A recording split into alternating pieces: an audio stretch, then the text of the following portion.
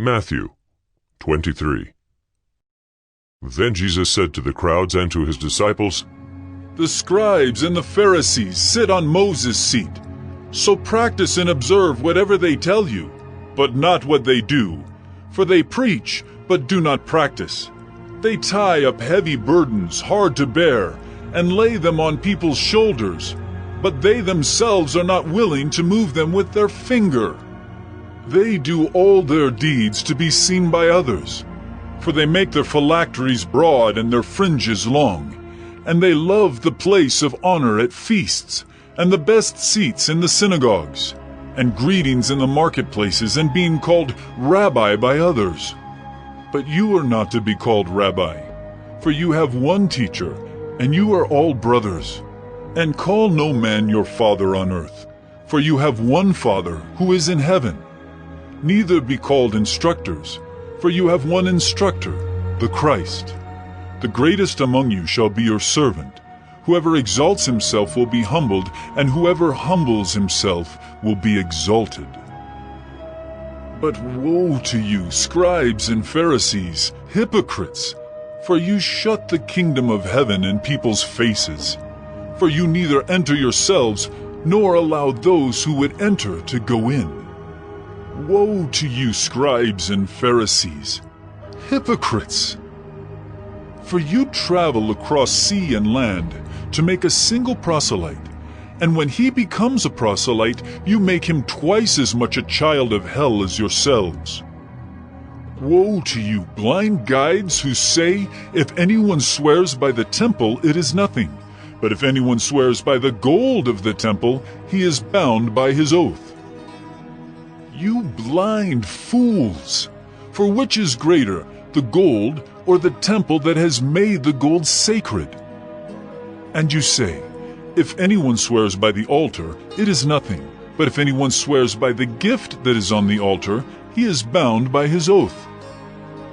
You blind men! For which is greater, the gift or the altar that makes the gift sacred? So whoever swears by the altar swears by it and by everything on it. And whoever swears by the temple swears by it and by him who dwells in it. And whoever swears by heaven swears by the throne of God and by him who sits upon it. Woe to you, scribes and Pharisees, hypocrites! For you tithe mint and dill and cumin, and have neglected the weightier matters of the law, justice and mercy and faithfulness. These you ought to have done, without neglecting the others. You blind guides, straining out a gnat and swallowing a camel? Woe to you, scribes and Pharisees, hypocrites! For you clean the outside of the cup and the plate, but inside they are full of greed and self-indulgence. You blind Pharisee! First clean the inside of the cup and the plate, that the outside also may be clean. Woe to you, scribes and Pharisees, hypocrites! For you are like whitewashed tombs, which outwardly appear beautiful, but within are full of dead people's bones and all uncleanness.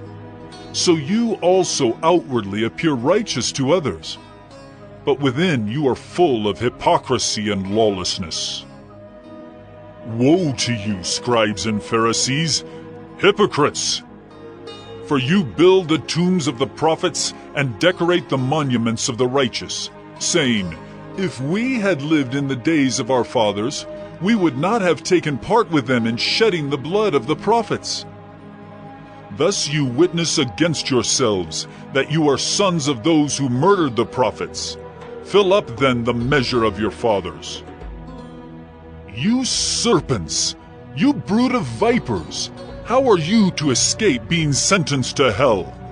Therefore I send you prophets and wise men and scribes, some of whom you will kill and crucify, and some you will flog in your synagogues and persecute from town to town, so that on you may come all the righteous blood shed on earth, from the blood of innocent Abel to the blood of Zechariah the son of Berechiah, whom you murdered between the sanctuary and the altar.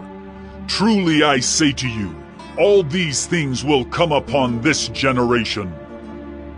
Oh, Jerusalem, Jerusalem, the city that kills the prophets and stones those who are sent to it. How often would I have gathered your children together, as a hen gathers her brood under her wings, and you would not. See, your house is left to you desolate. For I tell you, you will not see me again until you say, Blessed is he who comes in the name of the Lord.